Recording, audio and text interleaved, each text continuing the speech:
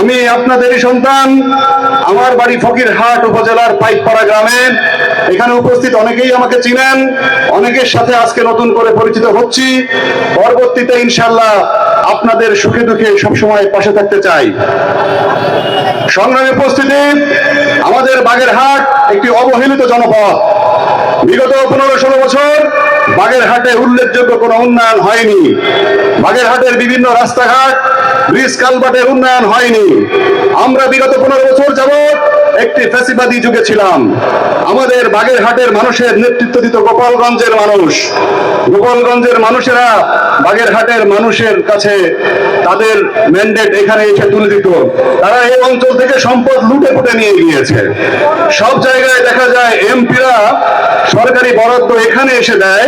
আমরা দেখতে পেয়েছি যে গোপালগঞ্জের মানুষেরা বাগেরহাটের সম্পদ লুটে পুটে নিয়ে গিয়েছে, গোপালগঞ্জে ঢাকায় নিয়ে গিয়েছে।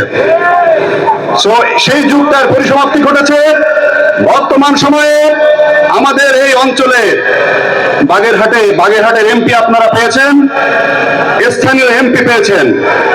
স্থানীয় সরকার ইলেকশনে যেহেতু বিষয়, সেহেতু পরবর্তীতে আপনারা সেটা সঠিক সিদ্ধান্ত নেবেন। প্রিয় ফকিরহাটবাসী, পরবর্তীতে যে কোনো সময় যে কোনো সুখে দুঃখে আমাকে পাশে পাবেন। আমি জাতীয় নাগরিক পার্টি এনসিপির সাথে যুক্ত রয়েছি। যারা এনসিপি কে বিভিন্নভাবে ভালোবাসেন তারা আমাদের সাথে যুক্ত হবেন। আমাদের এই মঞ্চের ডান সাইডে আমরা একটা সদস্য ফর্ম বুথ করেছি। আপনারা যারা এনসিপি কে ভালোবাসেন সেখানে যুক্ত হবেন। প্রিয় ফকিরহাটবাসী, আপনাদের প্রতি আমার আজকের যে অনুভূতি সেটি হচ্ছে একটাই, ভালোবাসা এবং কৃতজ্ঞতা। আমি আপনাদের ঘরের সন্তান, আপনাদের সাথে দেখা হবে। সবসময় আমি বাজারে আসি। আমি বিশেষ বক্তব্য দিব না। আমাদের কেন্দ্রীয় নেতারা কষ্ট করে ঢাকা থেকে এসেছেন। জুলাই পদযাত্রায় সারা বাংলাদেশের মানুষকে তারা সম্পৃক্ত করছেন। আপনারা দেখতে পেয়েছেন যে বিগত 2 বছর আগে একটি জুলাই অভ্যুত্থানের মাধ্যমে বাংলাদেশের রাজনীতিতে একটি পট পরিবর্তন হয়েছিল। কিন্তু আমরা যে প্রত্যাশা নিয়ে এই জুলাই অভ্যুত্থানে অংশ নিয়েছিলাম, সেই প্রত্যাশাটা আমাদের পুরো মাত্রায় আমরা পাইনি, আমাদের পরিপূর্ণ হয়নি সেই প্রত্যাশা।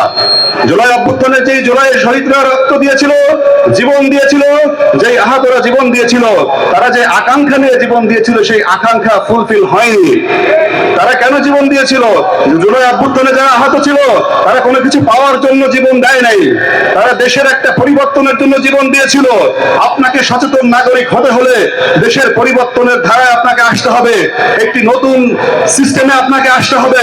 তরুণদের নেতৃত্বের উপর আপনাদের ভরসা রাখতে হবে। এনসিপি জুলাইয়ের অগ্নিগর্ভ থেকে গড়ে ওঠা রাজনৈতিক দল। এনসিপি কোনো ঠুনকো বিষয় নয়। এনসিপি জুলাইয়ের অগ্নিগর্ভ থেকে উঠে এসেছে। এনসিপি বাংলাদেশের মানুষের পরিবর্তনের কথা বলে।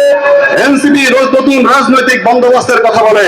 আমরা বিগত সময়ে বাংলাদেশে যে রাজনৈতিক বন্দোবস্তগুলো দেখে এসেছি, আমরা একটা নতুন ধারায় যেতে চাই। প্রিয় ফকিরহাটবাসী, আপনাদের সাথে সালাম এবং শুভেচ্ছা বিনিময় করে আমি আমার সংক্ষিপ্ত বক্তব্য শেষ করছি। ইনকিলাব জিন্দাবাদ।